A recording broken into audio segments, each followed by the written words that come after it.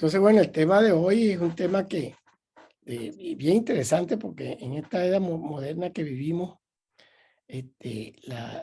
prestar la atención a los diferentes tipos de familia y cómo nuestra familia se extiende, se reforma, se reformula, una cantidad de elementos que traen como consecuencia, por supuesto, algunos efectos que de los que nos concierne a nosotros en este tema como psicólogos es de conversar todos estos problemas que suelen surgir como consecuencia de, pero primero entender sobre esto. Hoy tenemos con nosotros a Sergio Villani.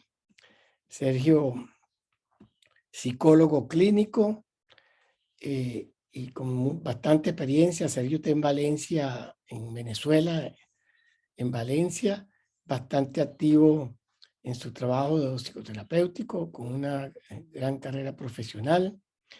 Y vamos a conversar con él hoy acerca de esta materia de la familia, cómo la familia se transforma, se modifica. Y vamos a enfocarnos por lo menos en tres tipos de familia: la familia nuclear, la familia extendida y la familia que algunos llaman reconstruida, otros la llaman reformulada, otros la llevan reacomodada. Y vamos a ver, vamos a empezar, Sergio, por que tú compartir contigo sobre qué entendemos por cada una de estas familias. Y después vamos a ir conversando acerca de las consecuencias, los efectos, las variables, todas aquellas cosas que son importantes revisar y tener en cuenta cuando estamos hablando de esta familia. Dicho esto, Sergio, te dejo la palabra para empezamos a entender qué, qué es la familia nuclear, qué es una familia extendida, qué es una familia reconstruida. Te escuchamos, Sergio. Adelante. Buenas noches, ¿cómo están? Gusto saludarles a todos. Sí. Bueno, miren, cuando hablamos de matrimonio como tal, yo creo que es diferente hablar de matrimonio que de noviazgo, ¿no? Y por eso después vamos a hablar de divorcio, porque los noviazgos son una construcción social.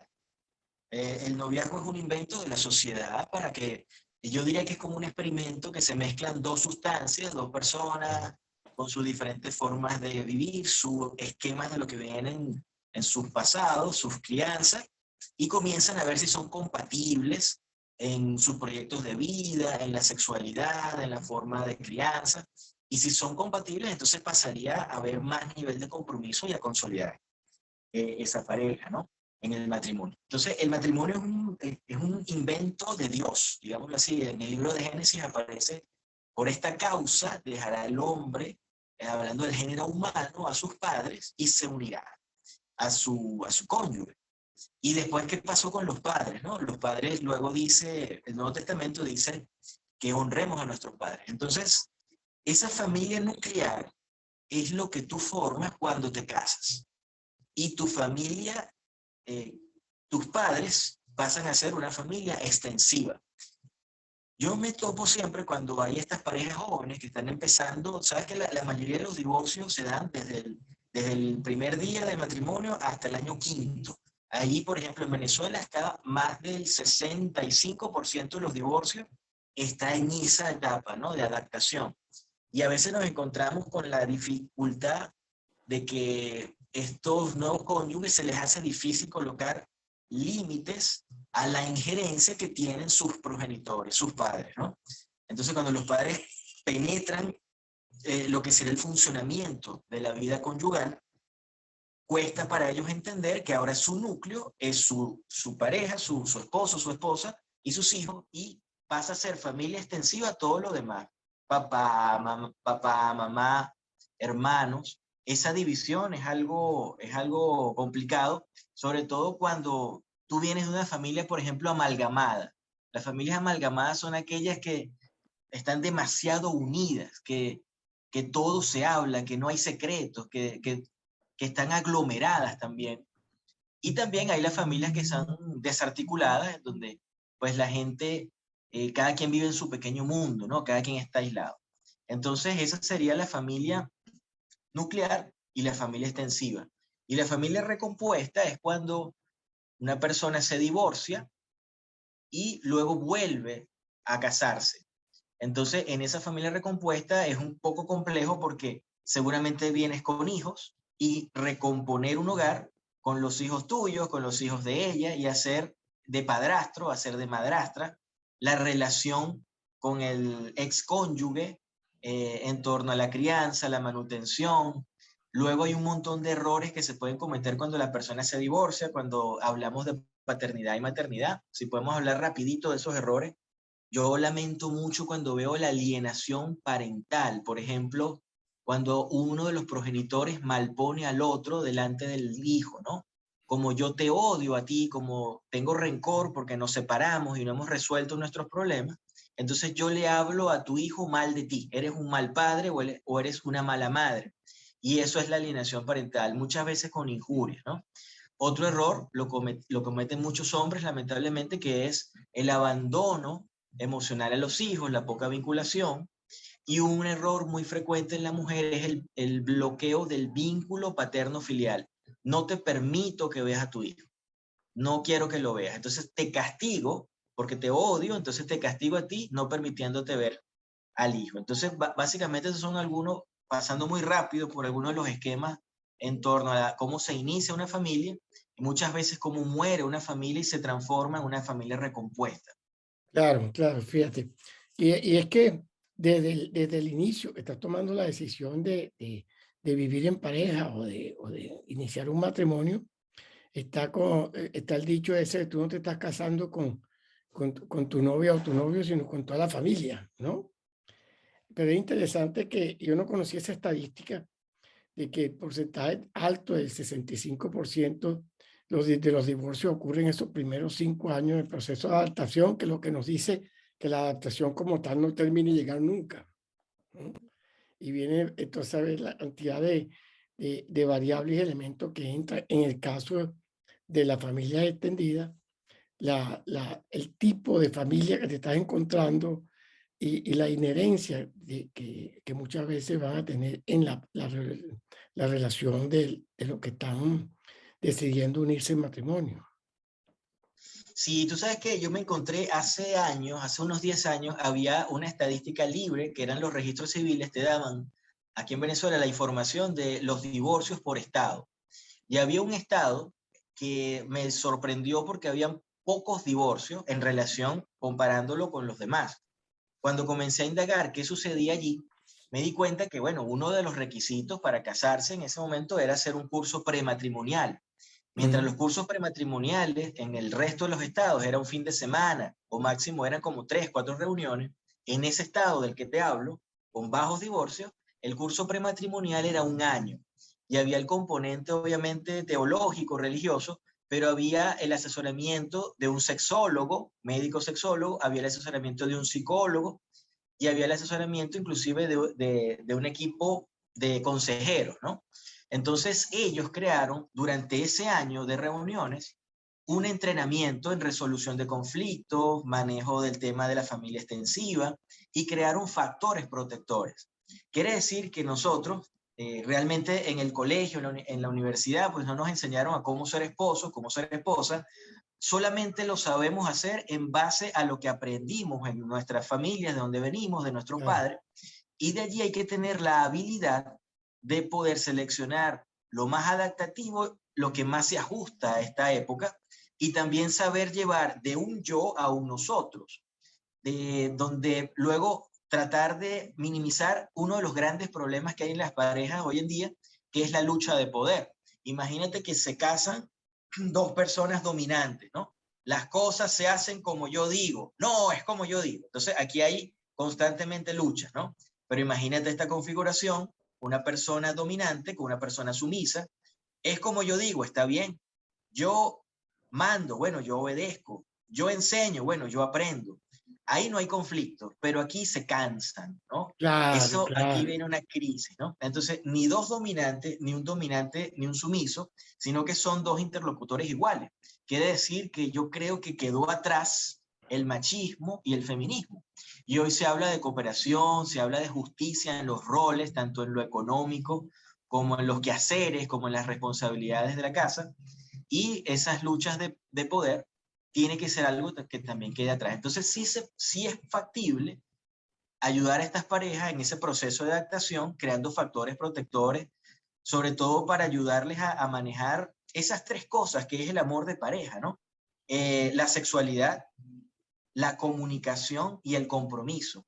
Son tres áreas que hay que ayudarles a que puedan manejarse de la mejor manera, porque con el tiempo, en la etapa del enamoramiento, la etapa de aquella alta frecuencia en la sexualidad va bajando, y luego viene pues el sostener la relación de pareja. Yo creo que hay el principio del fin de muchas parejas comienza con algo que se llama reciprocidad negativa. La reciprocidad es un intercambio. Yo te doy mi tiempo y espero recibir tu tiempo. Yo te doy mi respeto y espero recibir tu respeto. Porque el amor de pareja no es altruista. El amor de pareja se supone que hay un intercambio, ¿no? Equitativo, porque si no, entramos en la insatisfacción. Y la insatisfacción es sufrimiento, desde lo laboral hasta cualquier área. Entonces, si entramos en una reciprocidad negativa, es un intercambio de hostilidad. Entonces yo te trato mal, no te saludo igual, rompo lo que serían los lenguajes positivos de mostrar afecto, que son el abrazo, las palabras de afirmación, el tiempo de calidad, los detalles, los actos de servicio. Suspendemos eso y entramos en esa reciprocidad negativa y comienza a aparecer el rencor. Te amo, pero también siento rencor. Y a medida que mi rencor crece, ya el abrazo no te lo doy tan apretado, ya no me provoca tanto abrazarte, ya nos vamos distanciando emocionalmente, y allí comienza el principio del fin de muchas parejas. Pero cuando se inicia un proceso a tiempo de terapia de pareja, es posible ayudarles a comunicarse mejor y a romper ese ciclo, esa dinámica de reciprocidad negativa. Claro. Pero fíjate, y cuando hablamos de la familia extendida, en el proceso de la relación de pareja, como pareja, eh, creando una nueva familia, entre ellos mismos, que se vendría a ser la familia nuclear, el problema surge cuando no se lleva una buena relación con la familia de la pareja, cuando hay intromisión de la suegra, el suegro. Entonces, yo veo la familia del lado de allá, pero no estoy entendiendo ni manejando. Yo también tengo una, y que se trata de compenetrarse más como pareja y entender dónde poner los límites mutuamente, en lugar de decir no soporto a tu familia, o como a veces escuchamos en la consulta, es que él o ella hace lo que dice su mamá, y si su mamá no le da permiso, a pesar de que es un hombre o una mujer que tiene tantos años, no toma decisiones, o me cambia las decisiones por lo que opina su familia, y ahí empiezan otros conflictos cuando estamos hablando de la familia extendida. Sí, por eso es que yo tengo aquí una posición un poco radical, porque he visto el sufrimiento que tienen muchas parejas en donde quien no asume que tiene que dejar atrás a su papá y a su mamá no está preparado para un matrimonio. Tienes que asumirlo, Claro, ¿sí? Y eso es lo que Dios mandó. Dios dice, dejará el hombre y la mujer a su papá y a su mamá. Ahora, ¿los abandonas, los tratas mal? No, los honras, ¿sí? Y fíjate otra cosa, aquí en Venezuela está pasando algo que hay que tomarlo bien en cuenta, que es que la tercera edad es una población muy vulnerable. La tercera edad ha sido una población que en su esquema, en su proyecto de vida, quizás contaba con que hubiese ahorita un esquema de seguridad social o de seguridad jurídica. Muchas personas quizás en los años 90, en los años 80, habrán dicho, bueno, yo voy a plantearme cuando tenga 60, 70 años, locales, voy a alquilar locales, voy a hacer tal negocio, o existirá un plan de pensiones, y nada de eso existe hoy en día. Entonces es una población económicamente vulnerable. Entonces, la mayoría de estas personas, adultos jóvenes, adultos maduros, que tienen a sus familiares de la tercera edad, tienen que contemplar el asumirlos económicamente. Y esto también es algo que forma parte de la negociación de la estructura económica de la relación de pareja. Pero aquí hay que delimitar la variable vulnerabilidad. Realmente mi papá, mi mamá está en una situación vulnerable, de la variable de que no, ellos no están vulnerables, ellos lo que pasa es que son dominantes o están en una posición de una indefensión aprendida en donde son gente sana, son gente que goza de salud, que tienen recursos para poder trabajar o poder tomar sus propias decisiones, pero se repliegan en una dependencia tanto económica como emocional frente a los hijos. Entonces sí es un tema complicado, en donde, por ejemplo, si yo noto que es mi familia la que se está convirtiendo en un estresor, soy yo el primero que tengo que ayudar a mediar.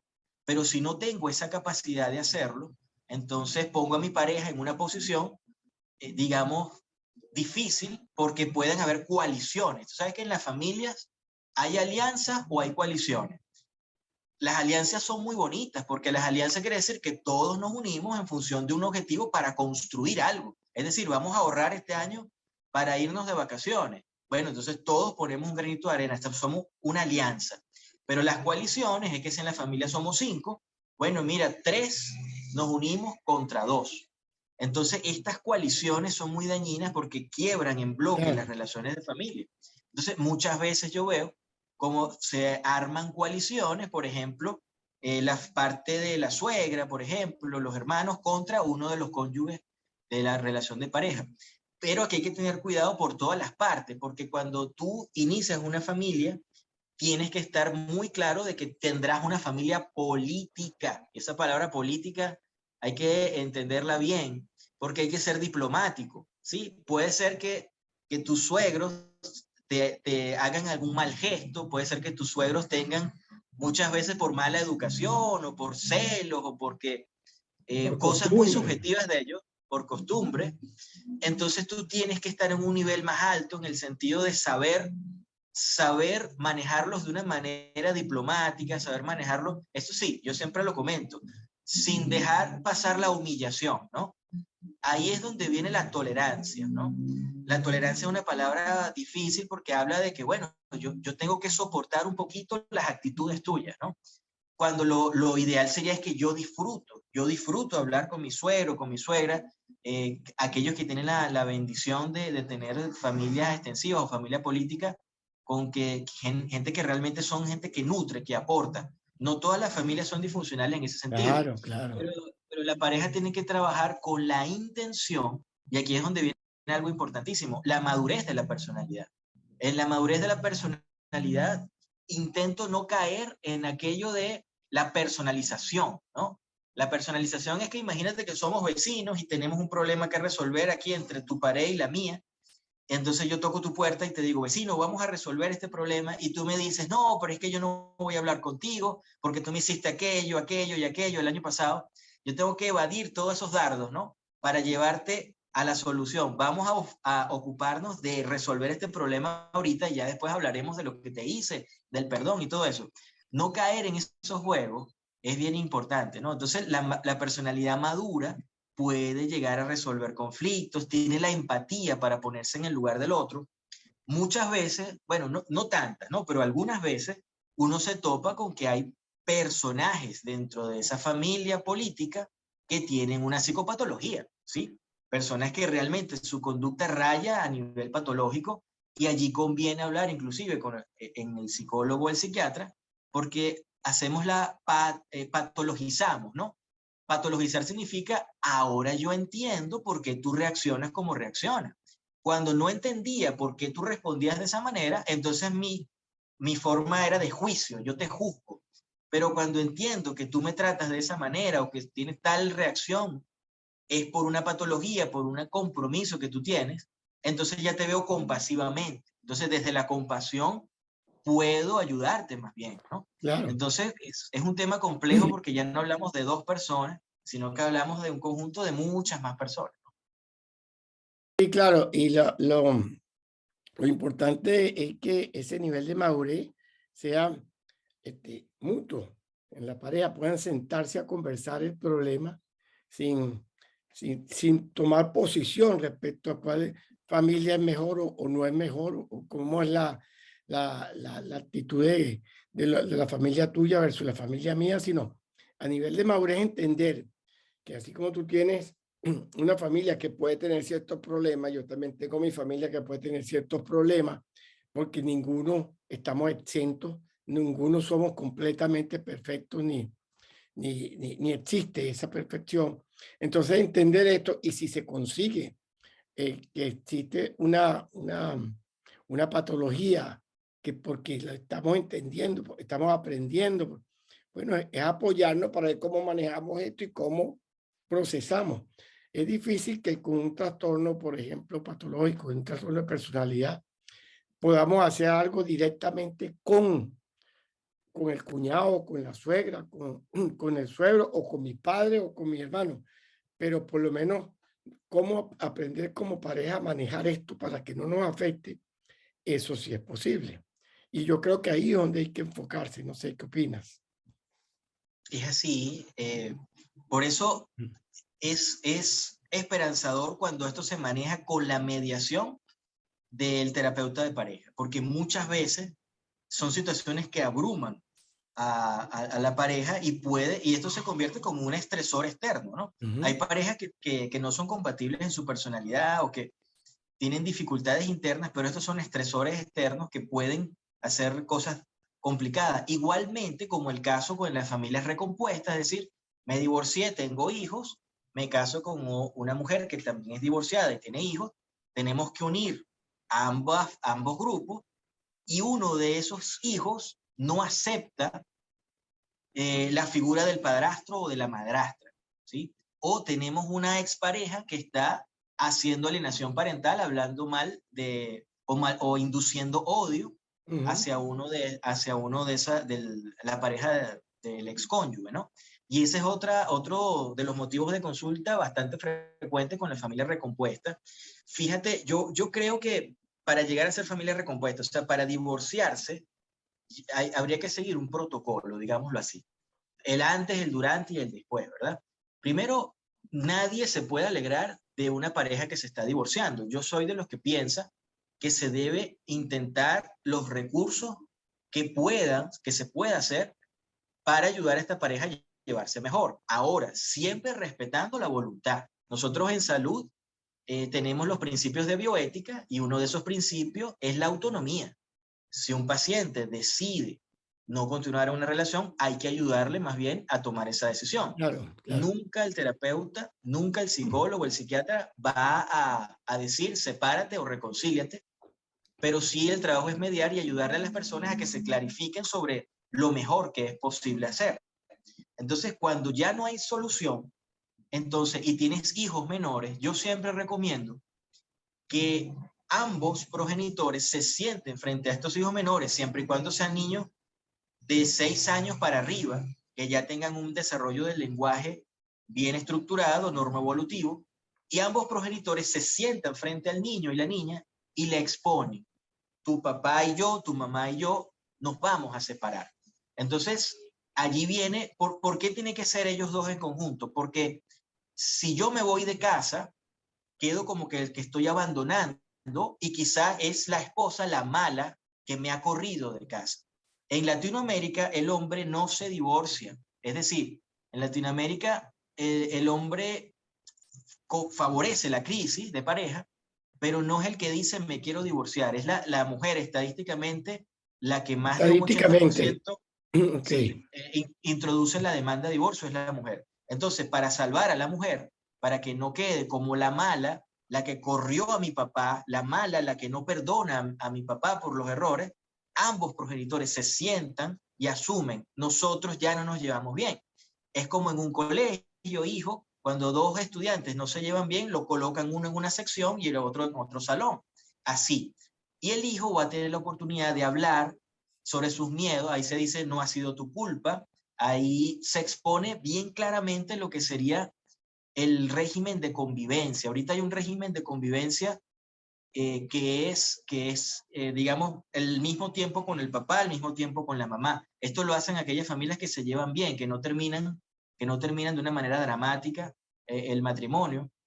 Yo siempre le digo a los padres, a los hombres, que son los que generalmente se van de casa, que tiene que ser muy estructurado. Ese régimen de convivencia no puede ser, hijo, yo te visito cuando yo quiera. No, no es cuando yo quiera, no es cuando yo puedo.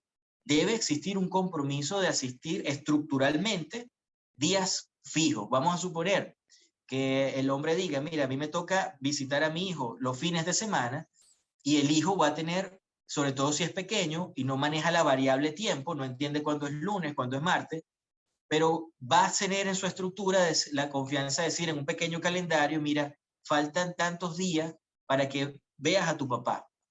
La videollamada se complica más cuando es un divorcio y uno de los progenitores sale del país, porque aparte del divorcio es un proyecto migratorio y complica más las cosas, ¿no?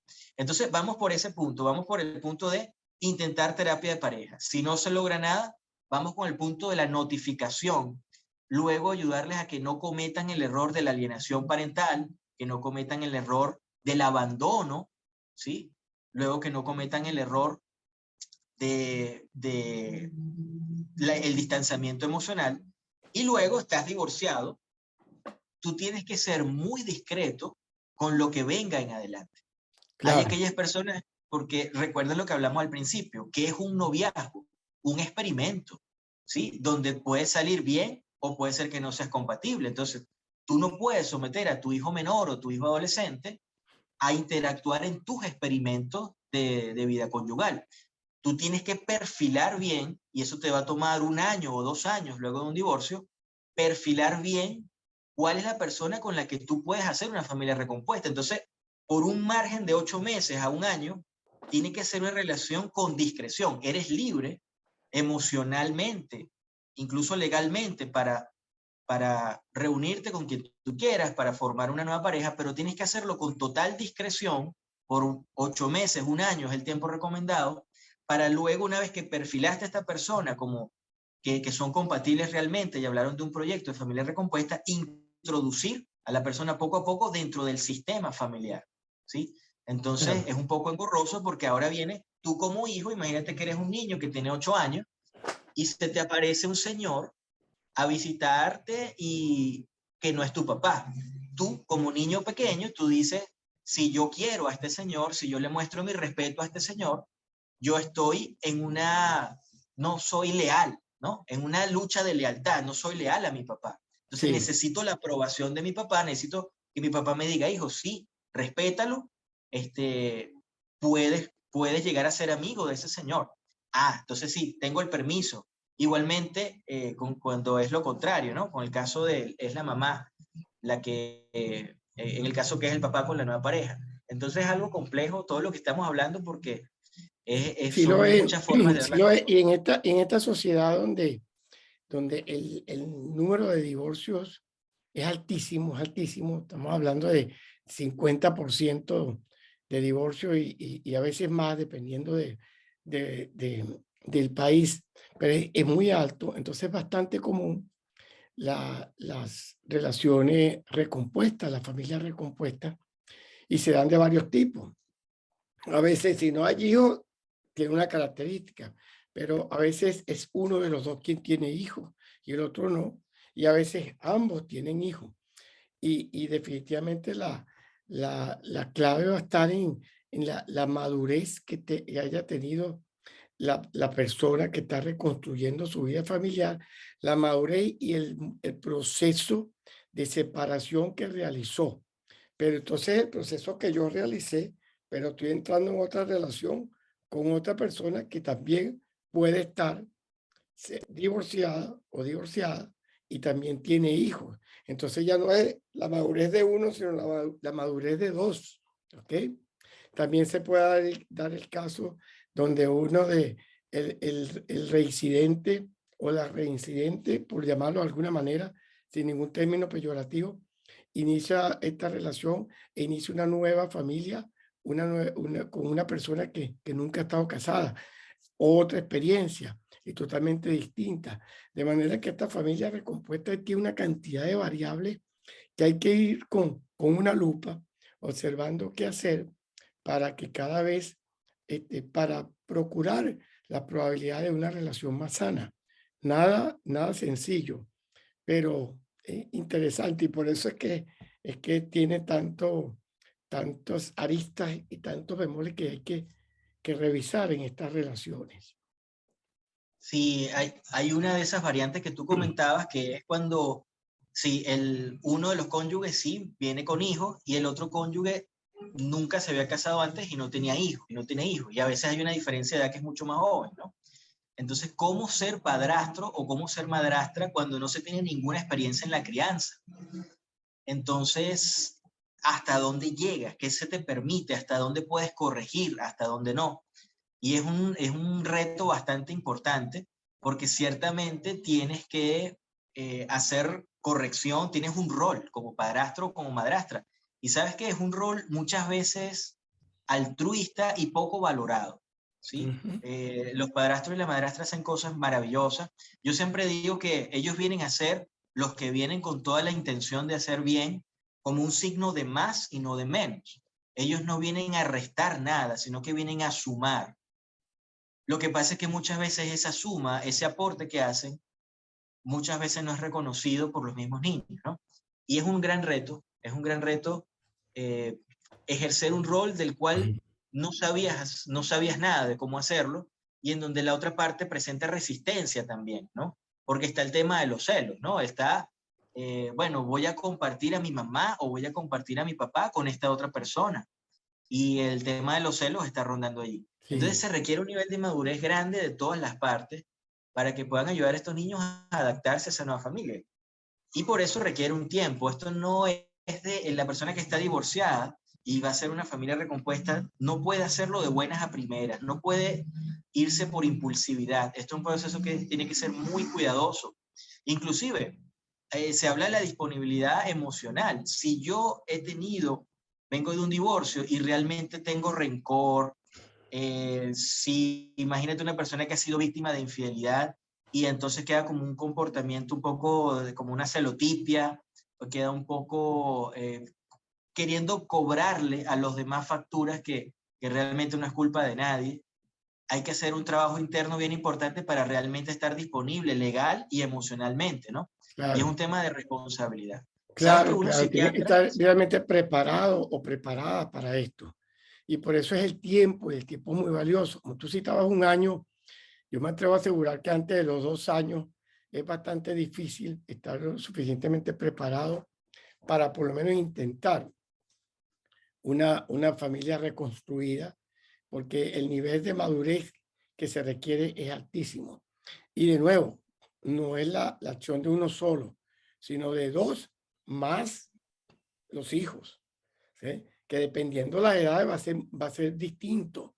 No es lo mismo un niño que tiene unos celos típicos del niño, estoy ahora compartiendo a mi papá, como lo decía, o estoy perdiendo protagonismo, ¿ok? Al adolescente que está en una fase donde adolece, y por eso el término adolescente, adolece de esa madurez y esa capacidad de entender lo que está pasando y se ponen rebeldes y en esta rebeldía porque no se ha llevado bien una separación, por ejemplo, o porque las dos partes, uno sigue portándose con la alienación que tú conversabas, hablando mal del papá o la mamá. Entonces, es que son tantas variables, Sergio. Porque no es lo mismo, por ejemplo, que ambos padres inicien nuevas relaciones, ¿ok? Donde más o menos están jugando como a la equidad, están como parejos, ambos están ejerciendo sus derechos, pero a cuando uno de los dos decide, no, yo me quedo para mis hijos. Entonces, me quedo para mis hijos, sea él o sea ella, pasa a ser como el bueno de la película. Y eso no es así, pues. Entonces, es un proceso realmente bien complejo, bien complejo. Y en consulta se tratan mucho estos casos porque es muy común, pues. Sí, sabes que cuando tú dices el yo me quedo para mis hijos, es el que se castra, ¿no? Sea hombre o sea mujer, se ve más que todo en la Ujú. mujer, ¿no? Y esa persona que queda como madre abnegada, que se castra, que dice yo no voy a conocer otro hombre o tengo miedo que venga otro hombre y le haga daño a mis hijos, ¿no? Luego lo que he visto es que cuando estos hijos buscan la emancipación, buscan la independencia, es cuando interfiere más. Entonces es como se genera ese Edipo, ¿no? Yo soy para mis hijos, pero mis hijos también son para mí. Así que voy a hacer lo posible, consciente o inconscientemente, para que se queden en el nido conmigo. respondiendo a mi abnegación hacia ellos. Por eso, si te vas a castrar, ¿no? Si vas a decir, nunca más vuelvo a tener una pareja, que sea algo que no tenga que ver con un sentido de pertenencia hacia tus hijos, ¿no? Exacto. Sino que sea una decisión voluntaria, porque cada quien es libre de vivir en soledad o de vivir en pareja, pero que no vaya nunca a pensar que va a ser un sacrificio por el hecho de tener que cumplir con la crianza de los hijos. Esa palabra que hablas de sacrificio, como al principio también mencionabas una que era la tolerancia, yo siempre la miro como con cierto recelo y respeto, ¿no? Porque no solamente la pronunciamos alegremente, le pongo las comillas, sino que además ponemos una carga emocional muy fuerte, por ejemplo, hacia los hijos, porque después esta persona, madre o padre, le dice al hijo ya adolescente o adulto, yo me sacrifiqué por ti hasta el extremo de no volver a tener una pareja y poner la responsabilidad totalmente afuera. Y entonces transforman esto en un sacrificio. Y yo es totalmente falso. Sacrificio es una palabra muy compleja. En ese aspecto es como hacer una pequeña revisión sobre estas palabras. No es tolerar o no es sacrificarse, es aprender a manejar estas situaciones de la mejor manera productiva para la relación, para los hijos, para nosotros mismos como personas. Sí, sabes, eso que dice, si pudiese yo agregar una pequeña cosa es, volvemos a los rudimentos de lo que venimos hablando. Primero, tratar de evitar el divorcio mientras sea posible, porque sí encontramos que en la ciencia hay formas de manejarlo a tiempo, ¿verdad? La Claro. terapia de pareja ha demostrado ser muy efectiva. Y cuando ya aparece la necesidad de separarse del divorcio, por ahí unos psiquiatras en los años 60 establecieron como un top 10, no, de 10, las 10, perdón, 100 cosas de las más estresantes que puede vivir un ser humano. Y dentro de esas 100 cosas, divorciarse estaban las primeras 5. Sí, Quiere seguro. decir que cuando hablamos de estrés es un cambio total. Entonces yo digo que cuando salimos de una relación que ha representado tanto como un matrimonio, es importante revisar hacia dónde va uno, ¿no? Y aquí entramos en el campo existencial, porque es como que si una persona fuese una estrella, ¿no? Una estrella que tiene varias aristas. Entonces, en esas aristas, por un lado, eres esposo o fuiste esposo de alguien. Y entonces esa arista está como apagada, ¿no? Ahí no hay luz en esa arista, esa estrella. Está como en reconstrucción. Vamos a ver qué pasa con esa arista. ¿Qué error cometí yo? ¿Qué error cometió la otra persona? Eso me va a ayudar a mí a entender qué quiero y qué no quiero, porque lo que uno se lleva de una relación que no ha funcionado es la experiencia y el aprendizaje. Pero de esa arista eres un montón de cosas más. Eres hijo, tienes tus padres, si tienes la suerte de tenerlo. Eres padre tú, tienes tus hijos, eres profesional, tienes que tener amigos. Y hay que revisar y afianzarse en esa etapa de duelo en todas las demás aristas.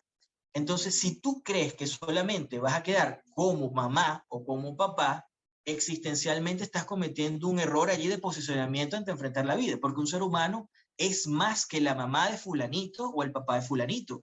Claro, es un rol bien importante y lo que estamos diciendo es aupar a la vinculación con los hijos, aupar realmente tener un contacto directo, protagónico con los hijos, pero que tampoco eso se convierta en el único propósito de vida, porque al final del día eso va a ser psicopatológico o va a ser disfuncional, porque eso lo que va a proyectar al final del día es control sobre ese hijo, porque lo que hay detrás de eso es necesidad, hay una querer establecer una codependencia, eso es lo que hay detrás de aquella persona que entre esa estrella que tiene tantas aristas o tantos roles, solamente piensa que va a tener un solo rol. Sí, definitivamente. Bueno, hoy han estado calladitos.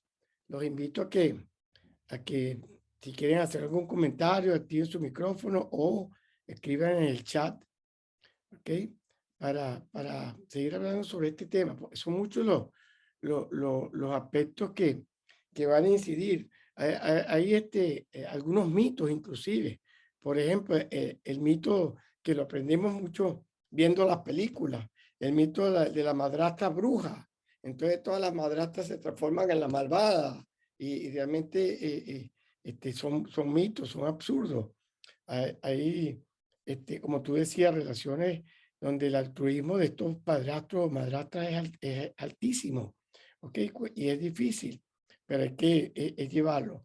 En los primeros años de una relación de este estilo, reconstruida, pues siempre son claves para que uno de los dos entienda que amar a sus hijos no significa no ponerle límite a los hijos, y entonces cambian planes, modifican, y la persona que quiere, que está del otro lado, o que no tiene hijos, o que tiene, pero sí los controla, pues no va a aceptarlo. Entonces vienen los conflictos, porque es que a veces, Sergio, el sentimiento de culpa de un duelo mal elaborado no se maneja lo suficientemente bien, y queda la madre o el padre con ese sentimiento de culpa, y bueno, caen en una manipulación terrible por parte de los hijos. A veces esto es muy constante, muy presente. Sí, si me permites, ya que estás hablando de eso, me hiciste recordar de algo. Hay una anécdota de una entrevista. Yo creo que todos los que estamos aquí conocimos a un actor mexicano que se llamaba Chespirito, ¿no? Roberto Gómez Bolaño. ¿Ok? Sí. La historia de él estuvo casado en los años 70 y creo que tuvo 3 o 4 hijos con su esposa, ¿verdad? Y se divorció y luego se casó con una mujer mucho más joven que era Florinda Mesa. Florinda Mesa cuenta la historia de que Chespirito todos los diciembres entraba en un cuadro profundo de depresión, Ay, porque más o menos el discurso de él decía: encontré a la mujer de mi vida, soy más feliz que nunca, pero al precio de no ver a mis hijos todos los días. Y entraba en un cuadro depresivo. Él decía: por un lado tengo mi felicidad con esta gran mujer y por otro lado no veo a mis hijos. Entonces, por eso pensamos que estos procesos tienen que llevar un acompañamiento, ¿no? Para que no arrastren las culpas, porque en donde existe culpa no hay libertad. Si la culpa sirve para que yo cambie un error que estoy cometiendo, es maravilloso sentir culpa. claro. Pero si la culpa lo que está haciendo es martirizarme y no tiene ningún propósito constructivo, no me está pidiendo que cambie nada, sino que me está perturbando el resto de mi vida, entonces la culpa tiene una visión autodestructiva, ¿no? Sí. Nos pregunta Rima si tiene algunos libros de predivorcio. Yo no conozco. Libro Prepárate para el divorcio. Me imagino que existen. ¿Conoces algunos, Sergio? No te pudiese recomendar ninguno. Hay algunos libros que se han puesto de moda para hablar de cómo mejorar la relación de pareja, pero yo no recomendaría un libro para prepararse para un divorcio. Yo recomendaría asistir a terapia, porque esto no es como hablar de matemáticas donde X causa Y, no hay relaciones funcionales así, sino que esto es algo muy de situación por situación y muy personal. Los libros de autoayuda llegan hasta un punto, pero como nos hemos dado cuenta, estos son procesos tan complejos que tienen que ser humanizados, que tienen que ser tratados con el psicólogo, con el psiquiatra, porque precisamente por la complejidad de lo que estamos hablando acá, que con un libro yo no me atrevería a recomendar un libro que ayude a una persona a gestionar estos procesos por sí mismo. Este, fíjate, hay libros de libros, definitivamente. Yo estoy de acuerdo contigo en ese aspecto. Pero hay libros y escritos donde eh, hablan de la celebración de un divorcio. Celebración de un divorcio como si fuera la celebración del matrimonio. Hacen la analogía de que cuando me compré la lancha y celebré que compré la lancha, y celebro cuando la vendo. Y esto es algo tan absurdo.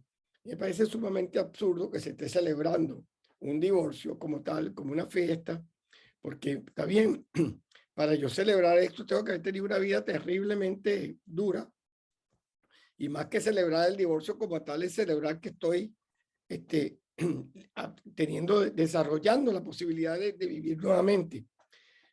Y si hay hijos, y si hay toda una historia atrás, ¿cómo voy a celebrar yo esto? Y lo he leído, yo he visto celebraciones y con hijos. Dice, wow. O sea, yo no estoy diciendo quédate y sufre. No, no, para nada. Gracias Sino, por, si tienes que gracias por separarte, decirlo. pues hazlo, pero en el mejor término. En el mejor término, y con un nivel emocional bien maduro, porque si no, vas a repetir, lo más probable es que repitas una experiencia igual o peor. Sí. Es mi opinión y mi experiencia. Sí, te decía que gracias por decir ese punto porque me permite hacer un comentario. Hoy en día, la mayoría de los libros, de los autores, la corriente que está de moda, sin que la gente lo sepa, sin que el lector lo sepa, está de moda el budaísmo. Buda era un señor multimillonario. Yo creo, solo que quedan son los relatos históricos, pero tenía ciertos rasgos. Buda no era una persona convencional. Él tenía ciertos rasgos de mucha habitación social. Y él decía que lo que más lastimaba al ser humano era apegarse, ¿no? Era tener lazos emocionales. Y hay autores, por ejemplo, uno de los más famosos latinoamericanos es el psicólogo Walter Rizzo, y Walter Rizzo es el que habla siempre de aplaudir las celebraciones. Obviamente, aplaudir los divorcios, perdón, aplaudir los divorcios. Obviamente que hay divorcios que son necesarios, sobre todo cuando hay maltrato físico, sobre todo cuando uno de esos cónyuges tiene algún trastorno y no quiere tratarse.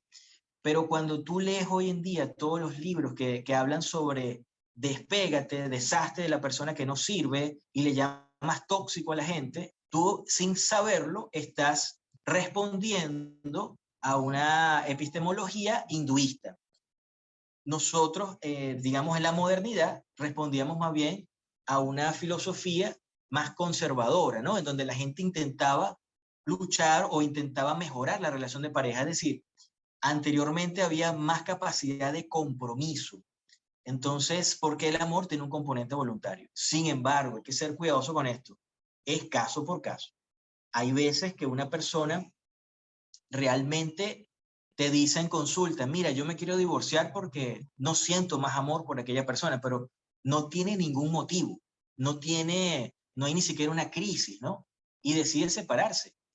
Y he tenido muchos casos así y realmente la persona dice, ya se me fue el amor y no logro reconectarme.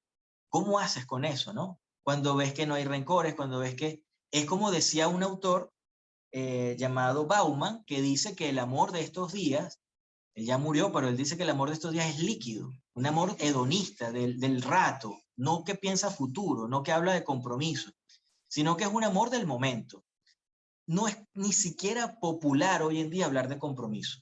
¿Qué sería el compromiso? Conscientemente elegir a la misma persona todos los días cuando es una relación funcional, cuando es una relación que se cultiva, cuando es una relación en donde ambas partes tienen la intención de mejorar. Ese es el punto importante. Al margen de esto, conozco mucha gente que sufre porque su cónyuge no se responsabiliza por sus errores y están ellos solitos remando. A ellos va pues la palabra de ese sentido de libertad, ¿no? De que en algún momento pueden estar como sosteniendo algo y en algún momento se va a romper, porque aquí hay dos balanzas. Aquí está por un lado una columna que te hace que te enamores, donde están las virtudes de una persona y le idealizamos y nos enamoramos de esa persona, pero por otro lado está una emoción igual que el amor, que es la decepción. Y yo anoto aquí todo lo que esta persona hace y me decepciona, y mientras más me decepcionas con el lapso de los años, puedo llegar a desenamorarme. Entonces aquella persona que nunca asume sus responsabilidades, el locus de control está externo, es decir, la responsabilidad la coloca en otro, no es funcional. Entonces esas son relaciones que de verdad que no hay mucho que hacer allí, ¿no? Perfecto. Mira, ya estamos llegando a la hora, pero perdona, Ginette, no me había fijado, tenía la mano levantada. Me gustaría escuchar a Ginette que quiere hacernos un comentario o una pregunta y entonces ahí vamos después cerrando la actividad que se nos fue la hora volando. ¿Vale? Adelante, Ginette, puedes activar tu micrófono y te escuchamos. Gracias, Gerardo. Bueno, mira, yo no estoy casada, pero a mí me gusta mucho hablar con gente que tiene mucho tiempo casados porque yo quiero aprender y yo quiero saber cómo hacer las cosas bien. Y hasta donde tengo entendido, hasta donde me han dicho, las claves son la comunicación y el compromiso. Comunícate y haz un esfuerzo tangible para llegar a un acuerdo, ¿no?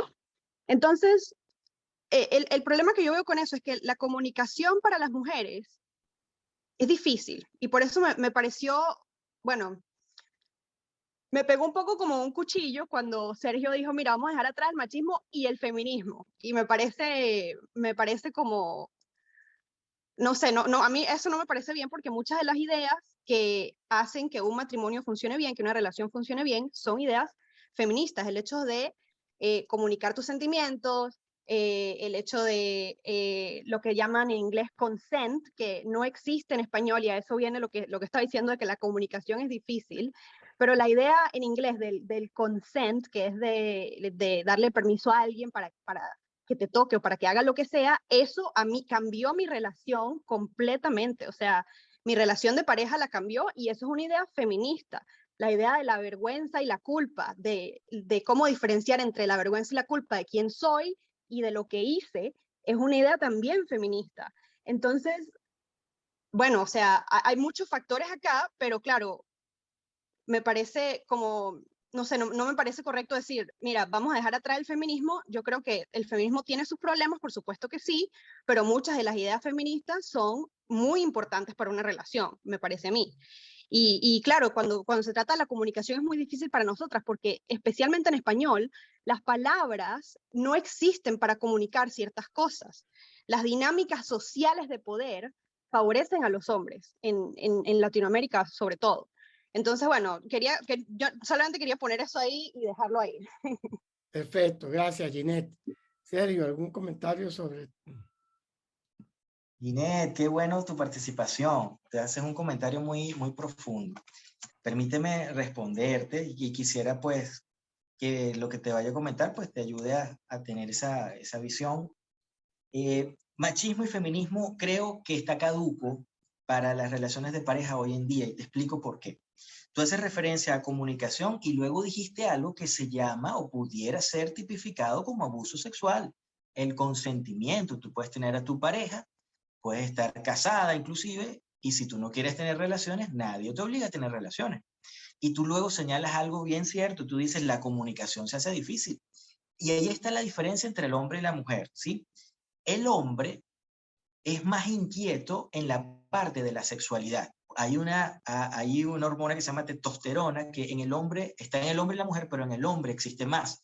Hubo un estudio que se puede replicar, hicieron unos sexólogos mexicanos que dicen que un hombre piensa en sexo 40 veces en el día y una mujer piensa en sexo unas 3 veces en el día, y esto hace que el hombre sea más inquieto en esa parte, que es una de las 3 cosas de la pareja. Mientras que la mujer es más comunicativa que el hombre, que una mujer por día puede decir más de 3.000 palabras y el hombre promedio dice unas 1.500 palabras por día. Y ahí es donde viene la insatisfacción. Yo he visto en mi experiencia que el hombre tiene déficit en el tema de la comunicación. Muchos hombres tienen alexitimia, ni siquiera reconocen sus emociones, son callados, son reservados, y esto hace una dificultad muy grande para la pareja.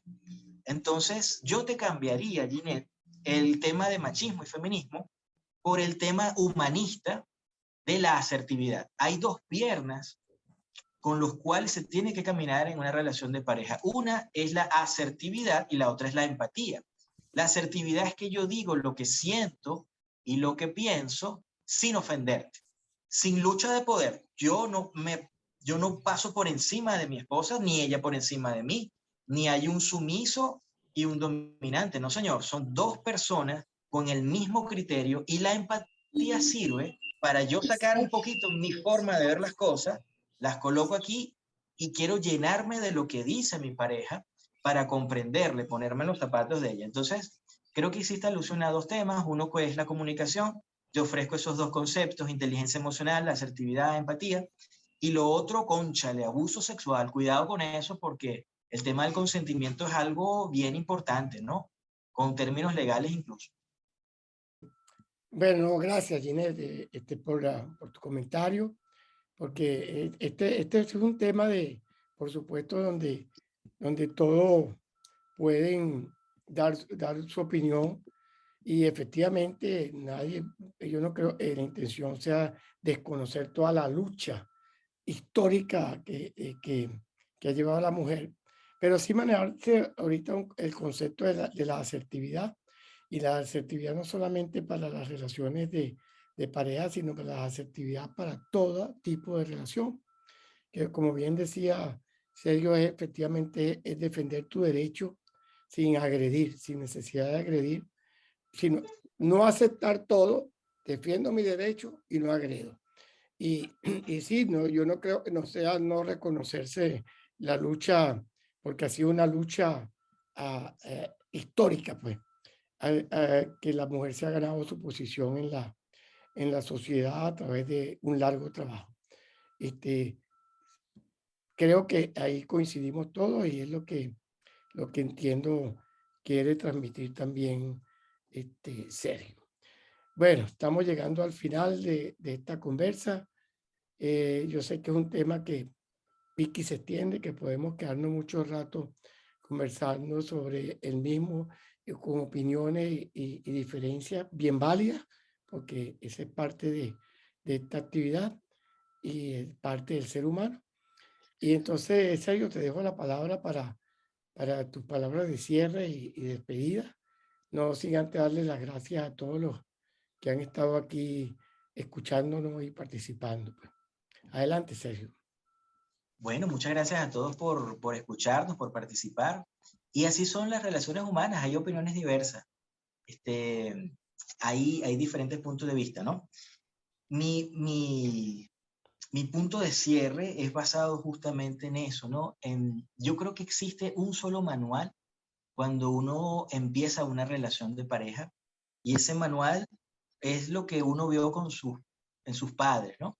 Y hay que tener esa capacidad de poder ver qué fue lo que ellos hicieron para entonces someterlo a la selección de lo que yo voy a repetir, que se ha ajustado a este tiempo, a esta época, y lo que no voy a repetir. Y existen luego muchísimas cosas que se pueden trabajar hoy para mejorar las relaciones de pareja. Yo estoy empeñado y creo que mi misión de vida es ayudar a la gente a que las familias sean más felices, que las familias se comuniquen mejor, que los padres puedan ayudar en la construcción de una personalidad sana en los hijos, y todo lo que podamos hacer en función de eso, pues ahí estaremos dedicados pues hasta que Dios nos lo permita. Bueno, muchas gracias de nuevo, Sergio, muchas gracias por haber aceptado la invitación, por estar compartiendo aquí con nosotros. Y gracias a todos por estar presentes. Estamos, después ahora sí, despidiéndonos. Pues se nos fue la hora de verdad volando. Esto es un tema que se presta para conversar. Gracias, Sergio. Gracias, muy buena tu charla. Gracias a todos por estar allí y gracias especiales, Sergio, por tu participación con nosotros. Muy bueno. Bueno, muchas gracias. Gracias. Muchas gracias. Gracias. Hasta luego. Gracias, todo muy bueno.